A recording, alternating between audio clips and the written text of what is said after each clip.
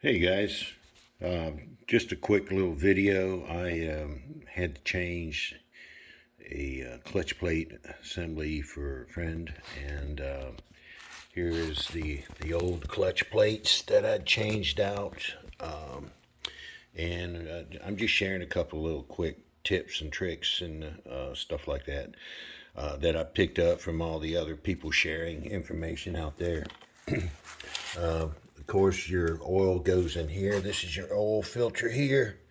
Your plates are here. Now, in this particular plate, you can see that the surfaces were just polished, shiny as can be. You know, it was just, there was no rough surface anymore on the friction plates. And you know, and also it's not stressed enough, but the rounded edges, they go facing away from you, going towards the motor. And the reason for that is when the clutch plates are going in and out, when they go in, it makes it smoother because the edges are rounded. So that makes that was the reason for that. The having the orientation, sharp edges face out and towards you. Um, Another hint that I thought was really handy because, well, somebody starts taking all these bolts out of all these assembly here, and now they don't know where the hell they all go back. So I took the gasket that I have on the outer cover now and traced it out on a piece of cardboard.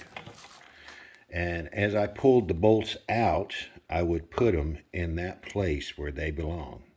So now I know exactly which bolt goes where. And that's it. That's the kind of the quick tips and tricks. Also, on this particular model, this is the standard exhaust. If it was a true dual, I wouldn't have had to take this loose from this side here.